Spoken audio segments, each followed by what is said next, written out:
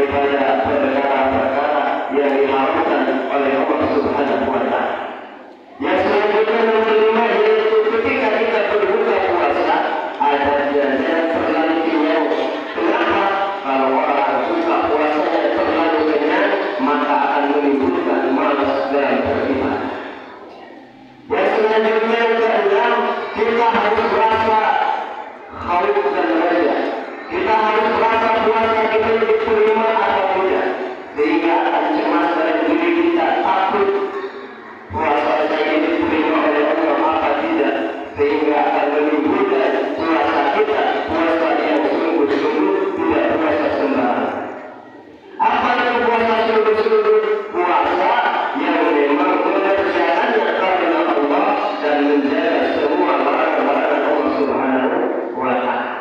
Kalau orang tidak memiliki di dalam hatinya puasa saya diterima atau tidak, maka dia akan mengerjakan puasa dengan asal mengerjakan puasa, yang penting puasa. Hadirin yang dimuliakan Allah Subhanahu wa Ta'ala, mohon maaf, kebanyakan kaum muslimin sekarang ini mereka mengerjakan ibadah hanya karena rutinitas saja. Mereka mengerjakan sholat karena hanya rutinitas saja. Mengerjakan puasa hanya rutinitas saja, hanya sekedar menggugurkan kewajiban. Sehingga apa? Sehingga orang-orang yang mengerjakan ibadah tersebut tidak mendapatkan apapun dari fadilah-fadilah ibadah. Dalam surah orang-orang yang mengerjakan sholat, inna sholata tanha 'anil fahsya'i wal munkar. Sholat akan mencegah perbuatan keji dan munkar. Tetapi kita lihat banyak orang yang mengerjakan sholat, yang sholat dia yang warung berhenti. Kenapa?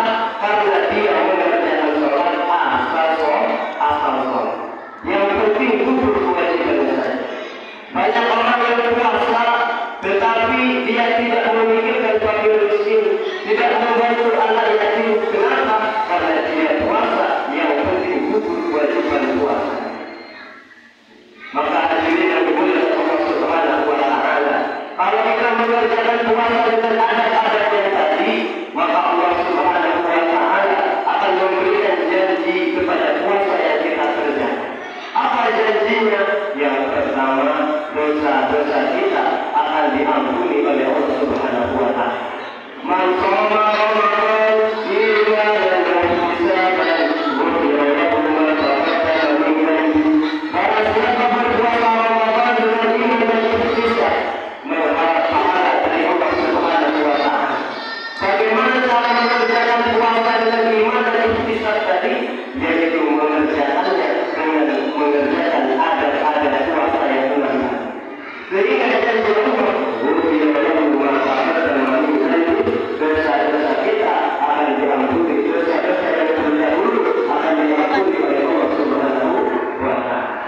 Jadi Bapak, Ibu, kalau ingin dosanya diampuni sebab Ramadan, maka jagalah adat-adat puasa Ramadan.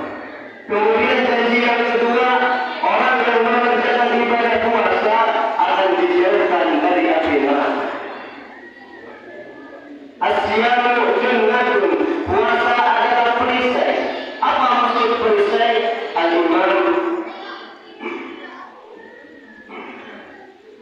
Al-Imam Ibnu Hajar Al-Asqalani beliau mengatakan, junnatun minan nar, maksudnya adalah perisai pelindung dari api neraka. Maknanya apa?